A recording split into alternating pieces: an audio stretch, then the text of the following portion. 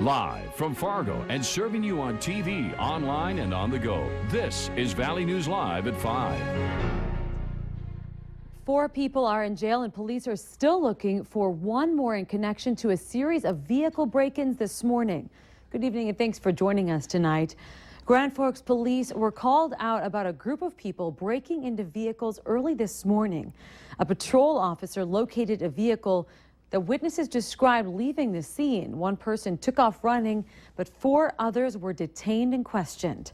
Christopher Johnson, Jeremy Berger, Cody Strohaugen, and Tyler Littleghost were all arrested and charged with carrying a concealed weapon and possession of drug paraphernalia.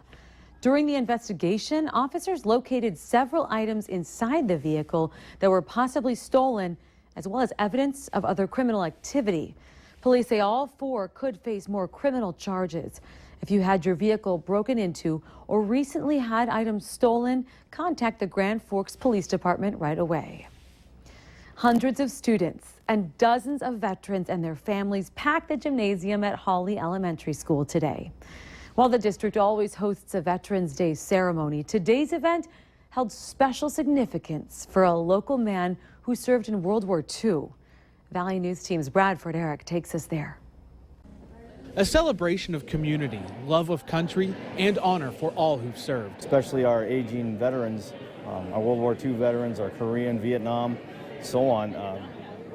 We need to thank them now. That was center stage. This man, 97-year-old Roy Wicker, served his country in the Pacific Theater during World War II. Amphibious Truck Company of the United States Army. Roy Wicker never got his service medals until today's ceremony. Roy declined to talk with me today, but you could tell he felt honored. They defined this country. They shaped history. I mean, where would we be if it wouldn't have been for those men? Besides spotlighting Roy Wicker and honoring all veterans, there was another takeaway. The students could learn something. They become more aware of our world, what's going on in our world, and to respect those people and learn about what they do that we can do. Principal Ellingson says it's crucial young students start hearing the stories of veterans who served. It gives them a greater appreciation for people like Roy Wicker. As well as our students to see that type of ceremony, as well as that honor bestowed upon one of our veterans who, 50 years later is now finally getting the medals he deserves. So thank you, Roy Wicker, and thank you to all who attended the event today.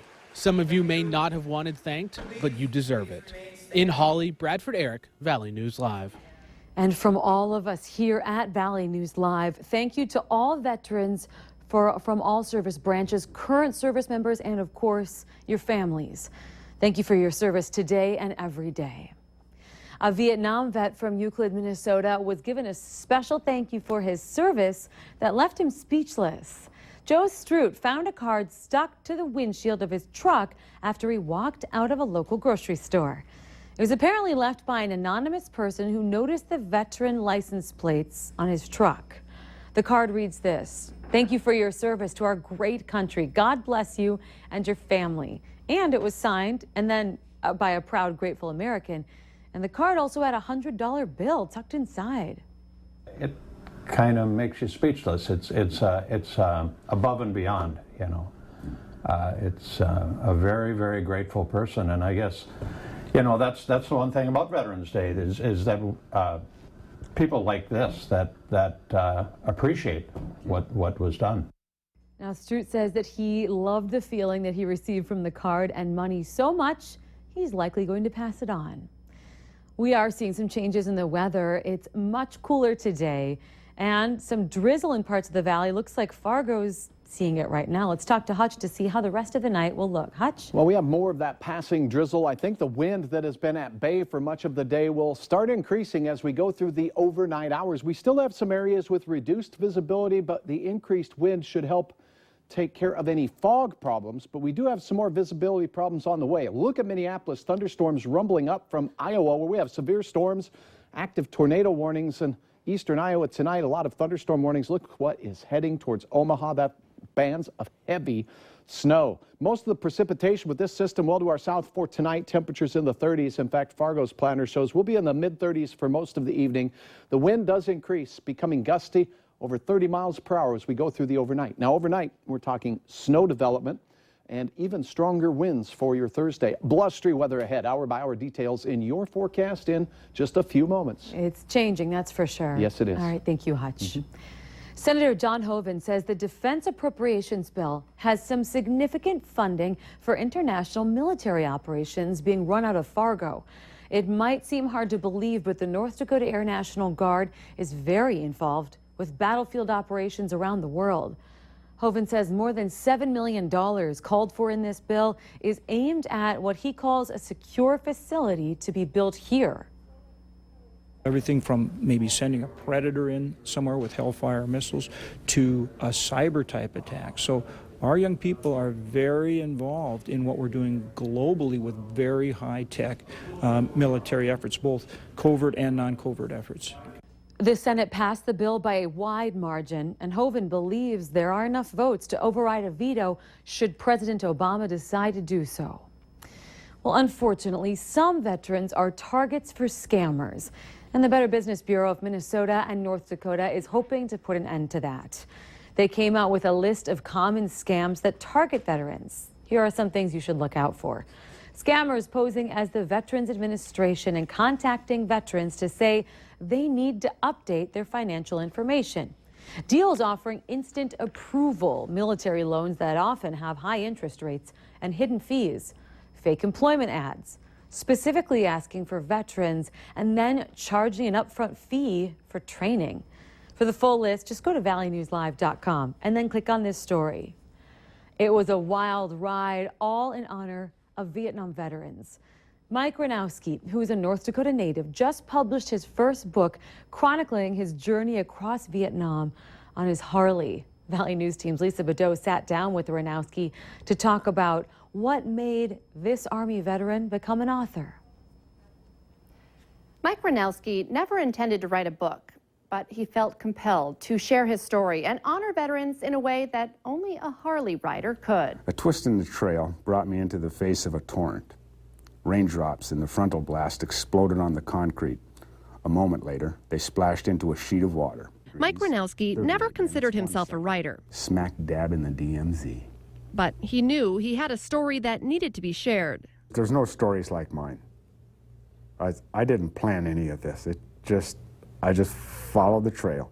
40 pages of colored pictures inside his book, Harley Tracks, prove that. I'd pull over and they'd run and hide, and I'd pull out a bag of candy. They'd come over and we'd all be friends. But the words paint the true picture of his tour.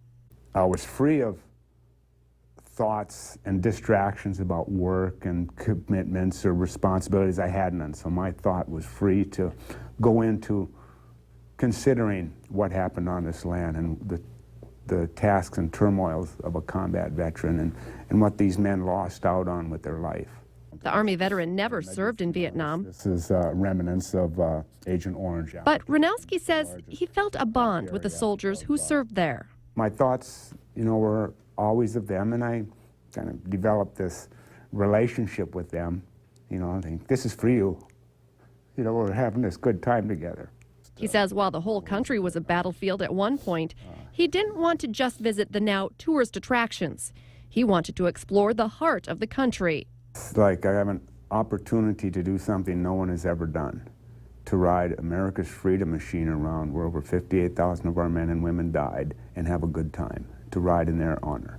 He says he always felt their presence, and he considered it an honor to ride for them and share their story. I just did what I'm sure they would have wanted to do in the same place. We want to honor them, and I just got to do it in a unique way, in a unique place. That was Lisa Badeau reporting. We have a link to Mike's website and the ways to buy the book at valleynewslive.com. Just click on this story.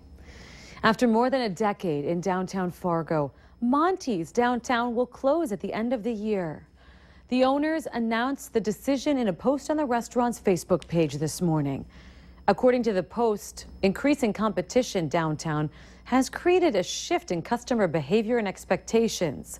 The owners say they do plan to remodel the space, redesign the menu, and reopen under a new brand sometime in 2016.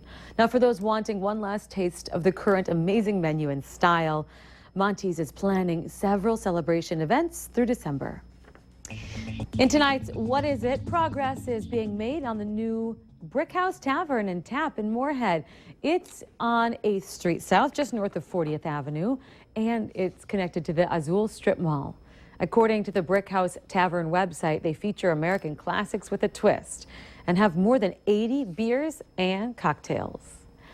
There's an option for deer hunters this season to give back. It's called Sportsmen Against Hunger. It's a voluntary program allowing hunters to donate the extra meat. North Dakota Game and Fish Department says venison is a high-protein and low-fat meat that can help lots of families in need. There's still a lot of hunters out there that love, getting outdoors and connecting with friends and family, and the venison is just kind of like a side. To get involved, head to valleynewslive.com and then click on the hot button. Get ready for Bieber fever. Pop star Justin Bieber is coming to Fargo next year. The concert will be at the Fargo Dome on June 18th. Tickets go on sale a week from Saturday at 10 a.m. Ticket prices are not yet available, but the Fargo show comes about 3/4 of the way through his new North American tour, kicking off March 9th in Seattle. Bieber's new album, titled Purpose, comes out on Friday. How businesses across the valley are serving those who have served our country on this Veterans Day. We'll have those details coming up. As cool and gray as today felt, we were about average for this time of year. Record highs only in the low 60s. We do have potential for snowflakes. We have potential for warmer weather ahead, and I'll tell you all about it right after this.